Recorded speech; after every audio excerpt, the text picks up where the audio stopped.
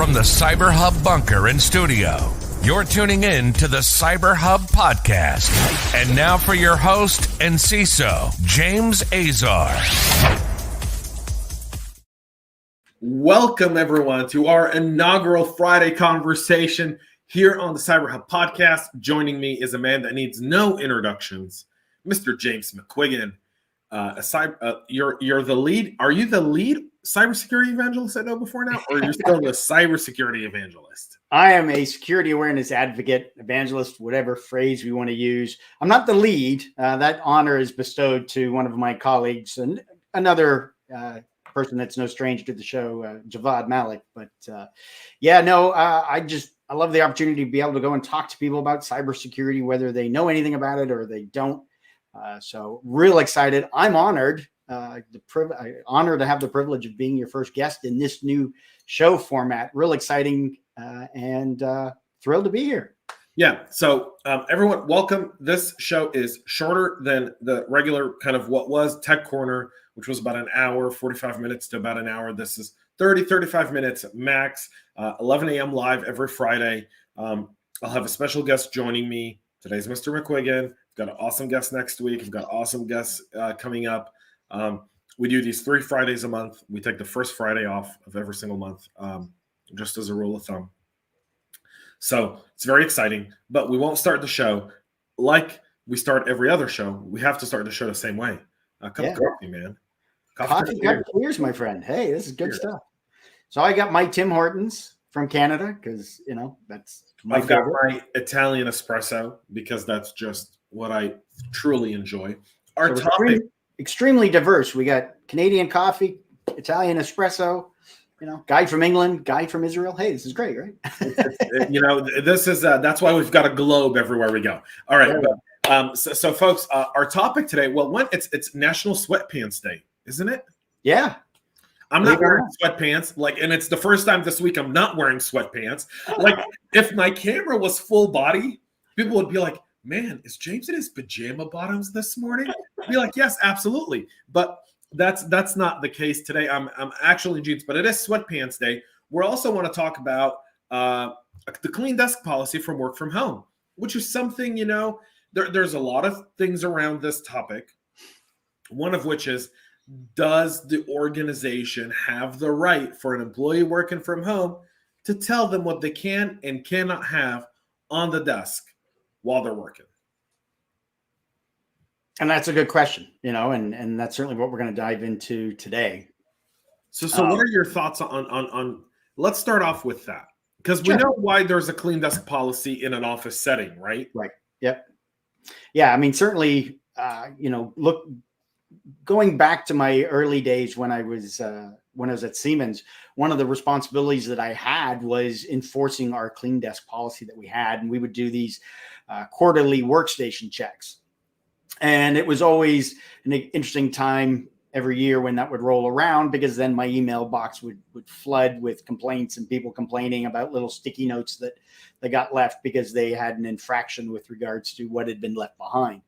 But essentially, your clean desk policy is what it sounds like. But there's a lot more to it that goes into that, because essentially what you're doing with a clean desk policy is making sure you're not leaving confidential information sitting out. You're not leaving sensitive documentation, drawings, strategy plans.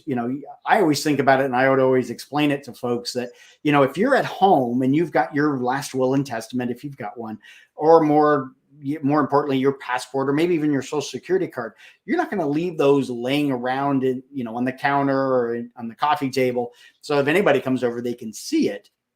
You're going to put those in a protective place. You're going to have a safe, or you're going to put it in the freezer. I had a roommate that used to put all of his important documents in a freezer.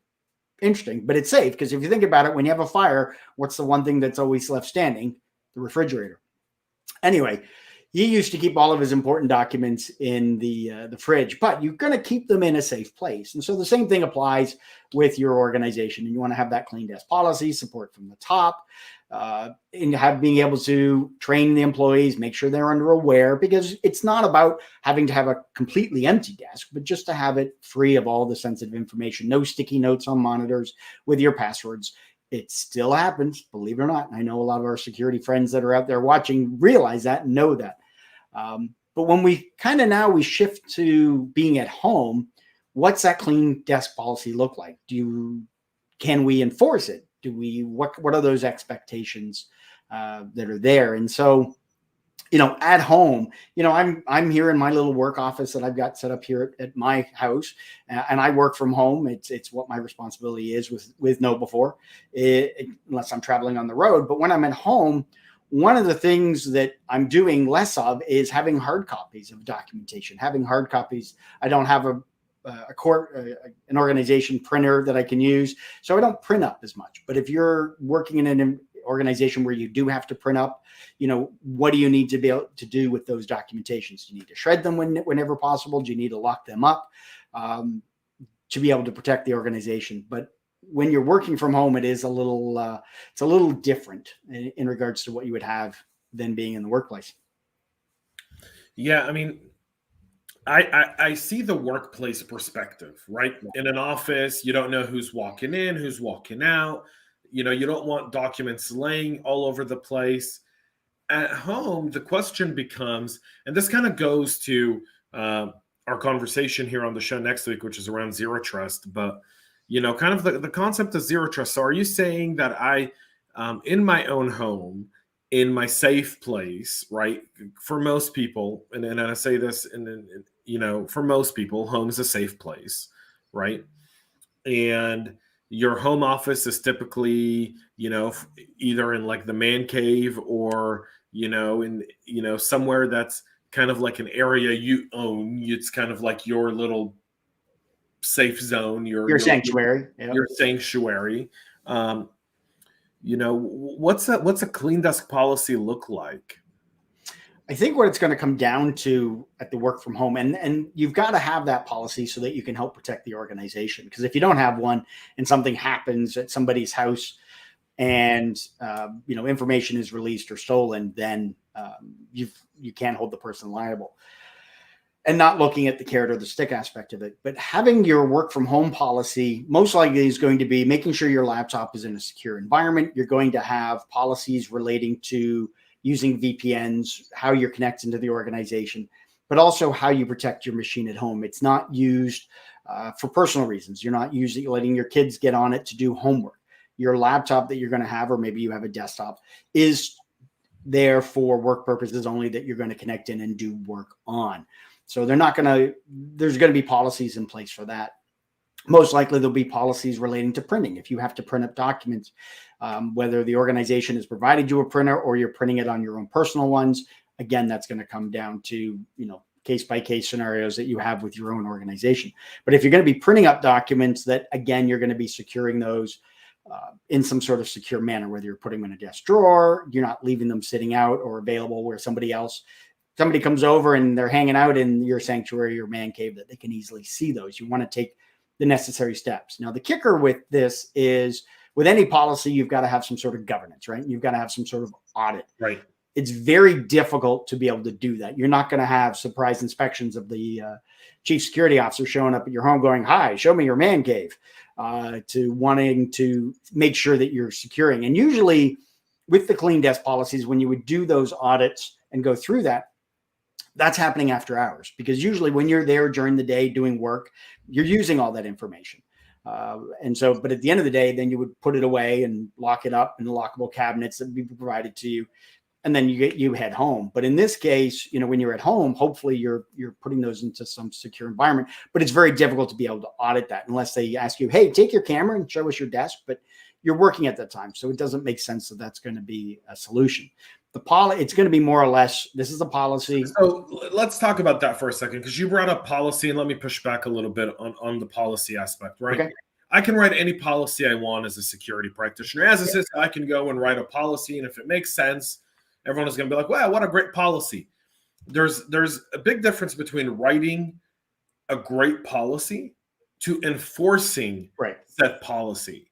And it's very hard to enforce a clean desk policy in a work from home environment, right? Yep. Most of the time, we're very sensitive to the fact, 2 years into this hybrid work environment now, right, that it used to be that 2 years ago when, we kind of started this whole work from home situation, you would always have your camera on, right? So people would always be in like this constant state of Zoom. I know some companies where they had everyone log into a company Zoom in the morning that have a bunch of pep talks, and then they had breakout rooms for every single department, and then breakout rooms within the breakout rooms for different projects. I mean, they were running a very complex type of environment where everyone was on camera, and that made sense, right? Now, you and I jump on a conference call. Half of the time, people don't use their cameras. People don't want to use their cameras. Right. You can't really, you can't really kind of enforce it. I can write the policy, but I've got no way to enforce it. So what good is it? Am I right? And I think this is the challenge in security. And sorry, I'm gonna get off my monologue here in just a minute. But you know what? You've been a CISO before you joined before you were on the practitioner side, right?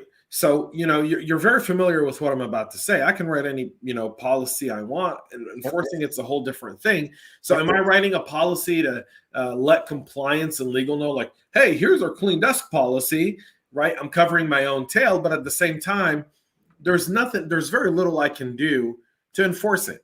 I can have an employee sign off on it. By the time I find out if they violated it, it's too late. Sure. I found out because their kid was sitting at their desk and taking a bunch of pictures and uploaded our board minutes, our not public board minutes to TikTok or Instagram. Right. Yep. Yeah. No, I mean, a policy without any type of enforcement or governance just has no teeth. It's like a bear that's got no teeth. Which a bear with no teeth, it's a gummy bear. Right. Sorry, I had to put that in there. But your clean desk policy is going to encompass that joke. Did you know that the police station last night somebody broke in and stole all of their toilets? Yeah, now they got nothing to go on. Yeah, there you go. If nothing else, people will get a kick out of the dad jokes if they're still paying attention. We've got a great audience paying attention. We'll get to a lot of the comments momentarily, folks. But your clean desk policy is actually probably most likely part of a larger policy in regards to data classification, the remote work from home aspect. And when you're working from home, you're going to have policies in there relating to, how you connect. Is that a VPN connection? What do you need? You have to have a privacy screen because you're going to be traveling remote, not only just being work from home, but also being on the road. Is there going to be policies relating to software with what can be loaded on your machine? You can't load other applications. You can't load the latest Candy Crush on your machine. So that all goes in hand with that work from home clean desk policy. It's kind of an overall one, but your clean desk policy when you work from home essentially is going to be more related to the asset for the organization, in which case the laptop or if you've got a desktop machine, the monitors, the other equipment, and making sure that you're protecting those. We're not looking at making sure the laptop's locked down like it would be if you were in the office, because I remember that was always a big topic of contention, was making sure your laptop was locked when you were at work, locked down to the desk so that somebody couldn't come along and just pull the cables and walk off with it. It's a lot harder in your home, so that expectation and the likelihood is really, really low. Hopefully your kids aren't stealing your laptop. So your clean desk policy, yes, it's very hard on the sense in your work environment. It's the actual physical desk. Right. So let me stop you there for just a second. I want us to dig deep into something you said, which I feel like people, our listeners and our viewers right now. First of all, everyone who's watching us on LinkedIn, YouTube, Facebook, Twitter, Twitch, please comment, ask questions. We'll take those here in about 10, 15 minutes or so. So stick to the very end. But you brought up something that I think may go overlooked here. A clean desk policy is part of a greater InfoSec policy approach. Yep. So how I allow you to interact with the device or how the devices interact with the organization is just as critical and part of a clean desk policy like everything else. Exactly. Right? And a lot of times, when you bring in young folks, interns into InfoSec, one of my favorite things to do is give them policies and say, find me discrepancies within these policies. So tell me how when I wrote version 1 of this policy that I haven't updated in a year, but I've updated this policy 5 times in the last year. Tell me how this policy contradicts this one, if there's any contradictions between these different policies. Meaning, is there something in here that creates a loophole because of policy X? And we all have that, right? In InfoSec, in governance, you're constantly updating your policies. You're constantly adjusting to things. And so there's a lot of times where you update one policy, but you completely forget that you've got 3 other policies that talk about this in either indirect or a direct way. Right. And so you've got to kind of update them all. And so a lot of times we forget, we create these contradictions. So, we want to talk about the human aspect of it. And you're talking very much about kind of like the human aspect, but we cannot ignore the technical aspect. In fact, I had your CISO on CISO Talk last year. One of our most viewed episodes on YouTube, in fact, I think just, cool. A great little episode. And, he talked a little bit about kind of how he looks at policy from an organizational perspective. How do you think that kind of adjusts your take on Clean Desk from a remote and hybrid workspace? Yeah, when you've got the policies and you're updating one more than another, when you've got your Clean Desk policy, that may never get updated because, with the organizational aspect in the office, it's one particular. But now I think organizations have to start updating those if they have a Clean Desk policy that deals with one that's RTO, return to office, or in office. And then also got one that's going to be the work from home. And those policies are going to look different. Because you're going to have your Clean Desk policy at home is going to basically, you can't govern it. Honestly, bottom line, it's just way too hard to govern it. And so your work from home policy is going to focus more on your particular assets that your employee or your user has at home and focusing on, referencing those particular policies versus the Clean Desk policy that you have, because it's kind of like the cloud, right? When we've got the cloud environment, you've got all your data in your system, your data and applications in a cloud environment, but you can't put your arms around it. Whereas you have a server on-prem in your data center, you can put your arms around that and you've got full control over it. When you go put stuff in the cloud, there's that expectation that they're going to keep it secure as long as you keep it secure. And that's a whole other cloud discussion. But you put applications and data into the cloud and you're relying on that organization to protect it to a certain extent, but knowing if you don't put enough protections in place, it could be exposed to the internet, identity access management conflicts, issues in there, and people can gain access. Same thing applies here with the Clean Desk policy. When you're work from home, you're not going to be able to govern it. You're not going to be able to audit the clean physical workstation, because for some folks, it's going to be a coffee table. Some folks, it's going to be the dining room table. Hopefully it's not in their bedroom, but some folks have a desk in their bedroom and so forth. So you're not able to audit that per se, but you have to look at being able to audit and ensure that your system for pertaining to the organization is protected and there's policies in place to be able to protect that. So let's talk about that for just a second. Sure. Let me stop you there for just a moment. Let's talk about that for just a minute. You talked about kind of where someone's desk may be, right? And I think you and I, we're in the dad category at this point. So our desks are not in our bedroom. They're somewhere else. We're a bit more advanced in our career. But I want to point out something that I think started early on in this pandemic.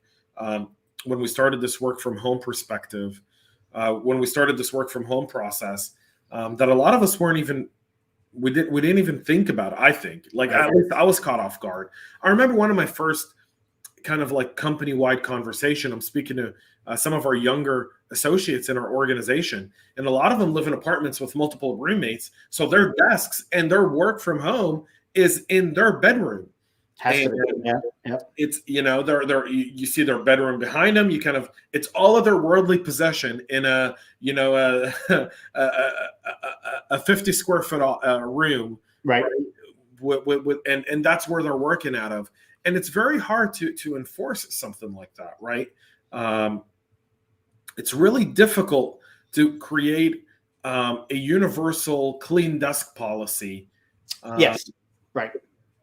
Because there are so many different, so many different environments of your users where they're going to be. I mean, yeah, you're exactly right. When it comes to, you've got the 20 somethings, the 30, before they've got families, they're living on their own or they're living with all the roommates, and the only sanctuary, safe space they've got is their own bedroom. And so it's a matter of them having to, whether they're sitting on the bed or sitting on the floor, whether they've been able to get a desk. But the important thing then becomes that asset that belongs to that organization, making sure that that's being protected, and they're not using it for personal reasons. They're not loading additional software on there, going back to the points that I made earlier. But essentially, you're going to have different people with different environments. So you want to make sure that if that clean desk policy for work from home focuses on things that are at least controllable for, you can't state in there, you must have a separate room in your house for your work machine. That's not a policy that's going to fly, because not, like you said, not everybody is going to be able to have that. And so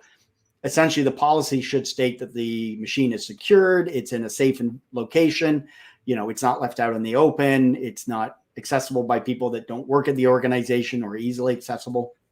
And so those are the kind of things that might go into that policy from a work from home clean desk. So let's talk a little bit about the future with the time we have left before we get to some comments and questions here, right? So let's look at it from this perspective. We now live in a hybrid work environment, right? Mm-hmm. Things are back to normal in most places. I know in Georgia, Florida, we're back to face-to-face meetings where a lot of people go to the office a day or two a week at this point, to do meetings, to just maybe get out the house a little bit, sit on a commute, whatever the case may be. Listen to an awesome podcast like this one while driving. Policy, really for this hybrid piece. Mm-hmm. So ask your last question. I think you froze up, or I froze up on you there, James. So how do you update your clean desk policy now, right, for this hybrid work environment? So some people will have now 2 desks, something that we didn't have before, right? I had a desk in the office, and I worked at the office Monday through Friday. And when I went home, typically I'd take my laptop with me. If I had a laptop, and I might answer some emails, I might pull up some Excels and do the stuff I need to do. And then, that's it. Then don't worry about it much, right? But now we've got this hybrid work environment. So I've got a desk in the office, and in a lot of companies now, they don't have dedicated desks. They've kind of got like this hybrid kind of like almost like a WeWork type of desk situation where people can come in, and whoever comes in takes whatever open desk they've got. They sit there, they work, they're going into their meetings, they're doing all their in-person stuff. And then the rest of the week, I'm working from home. Yep. And so how do you update the policy? What are some of your best practices around that?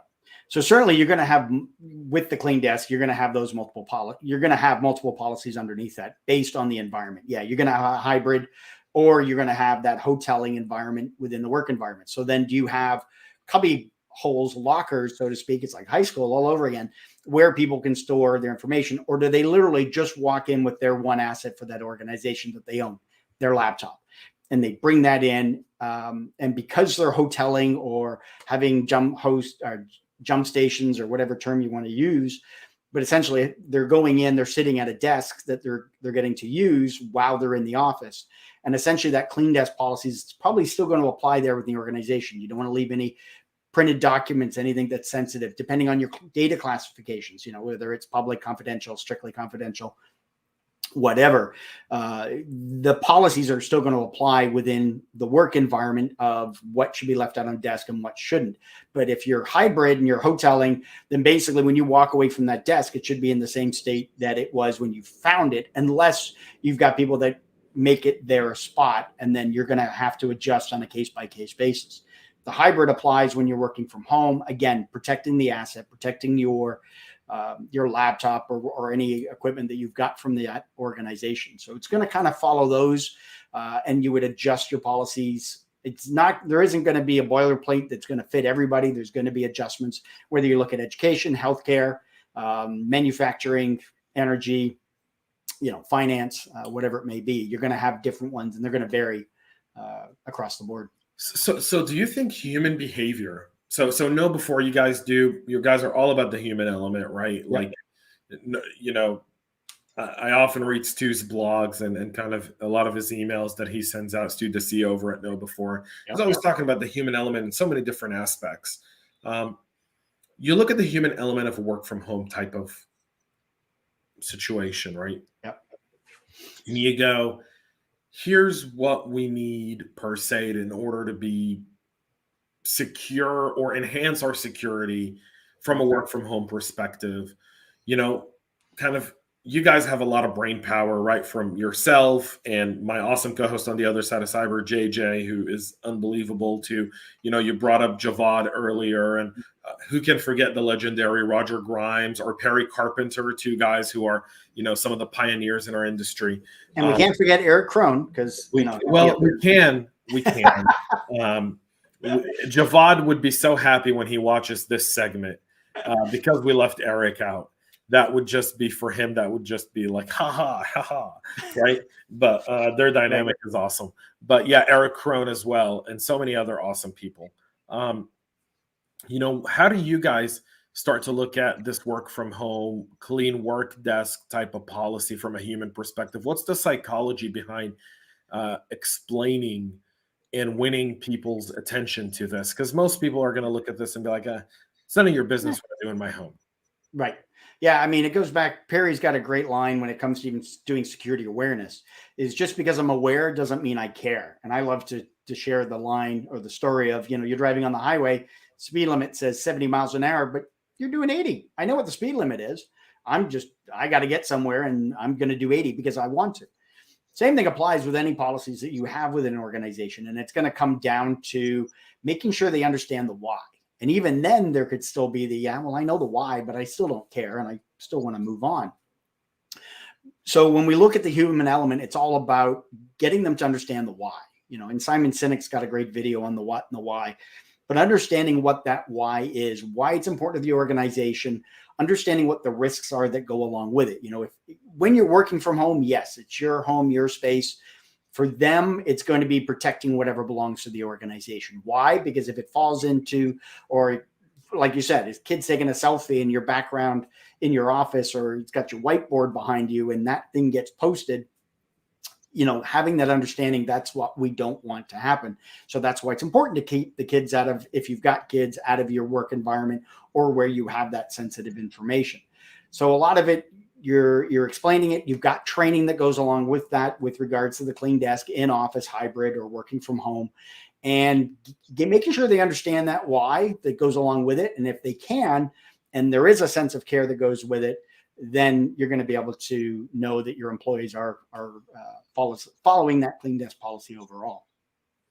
Yeah, that's so critical. All right, Mr. McQuiggan, as we kind of near the end of our show today, and folks, again, if you're tuning in now, I do see that more people have tuned in over the last 10 minutes.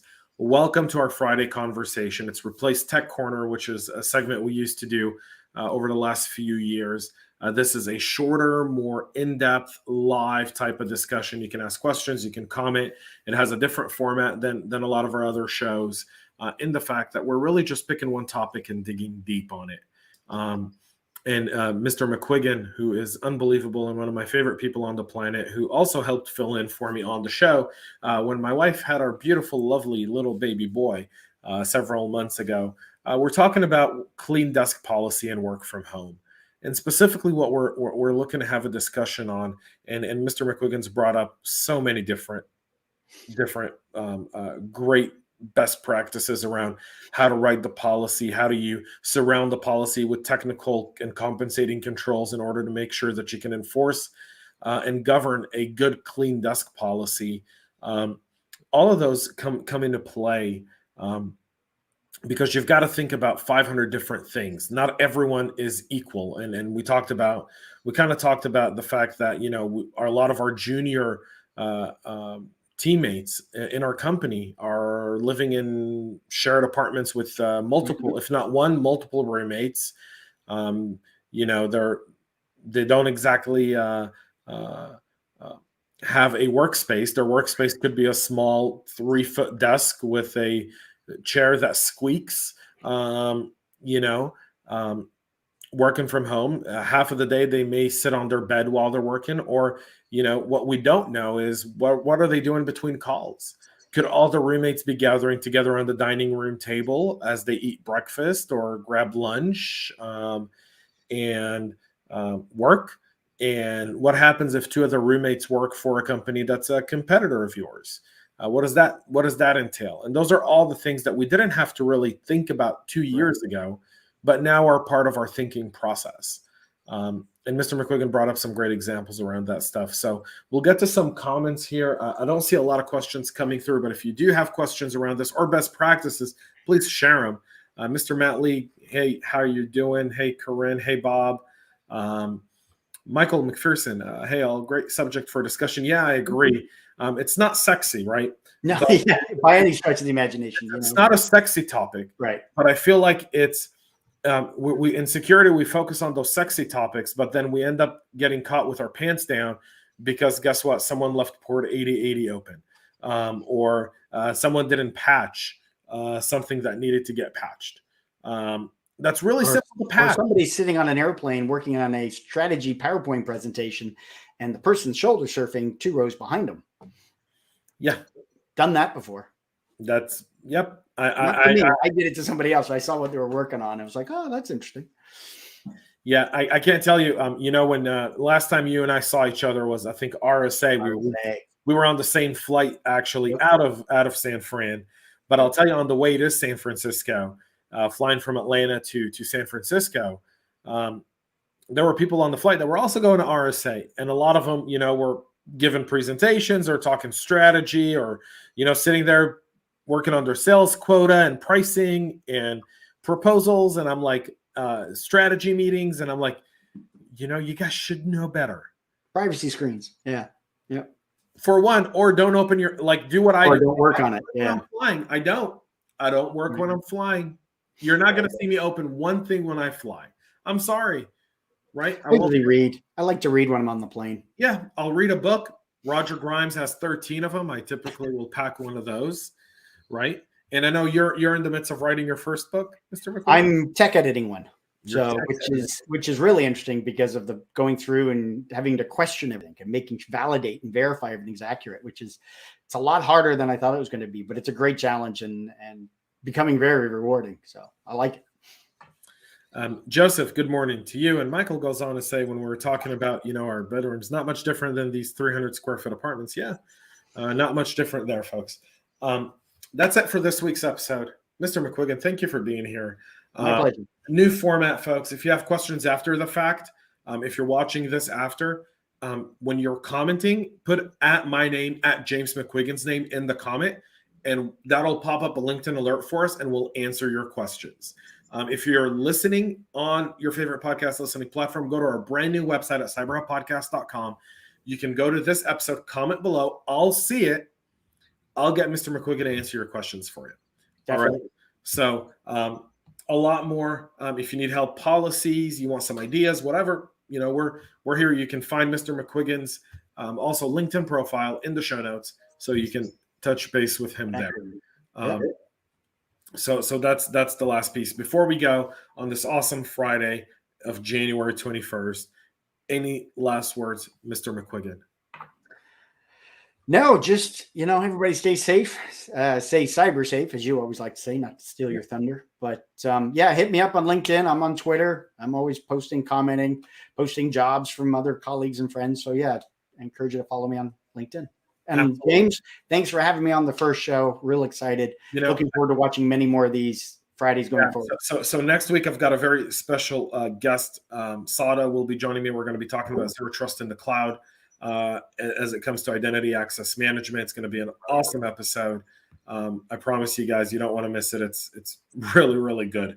It's a great conversation. And I think in a few weeks, I've got someone from KnowBe4 coming on again. Cool. In February, we're going to be talking about a lot more things to do with cyber. So more topics, more very interesting. If you have a topic, by the way, folks, I'm not doing this just for me. I want to really do it for you guys. So if there's a topic you guys go like, it's taboo, no one's really talking about it, but it's really important, DM me on LinkedIn. I'd say send it to me on Twitter, but Twitter's been crashing for the last 24 hours. Oops. The world is a better place. People are starting to see the light. The dumpster fire is just, as long as whenever I go to whenever I go to Down Detector and I see Twitter there, I naturally smile You do a happy dance, don't you? I do. I'm like, yeah, right. So my happy dance whenever Twitter is down. I am on LinkedIn, folks. You can catch me there. That's the best place, or go to our website, cyberhubpodcast.com. You can get a hold of me there as well. For everyone else that's watched today, thank you so much. Thank you all for spending your Friday morning with us. And anyone who's listening after the fact, whenever you listen, thank you so much. We'll be back Monday at 9 a.m. with the Cyber News and Practitioner Brief. And CISO Talk New season's just around the corner, folks. So it's going to be exciting. Till then, have a great rest of your day and stay cyber safe. We love feedback, so make sure to connect with us on social media and subscribe to our podcast on your favorite podcast listening platform.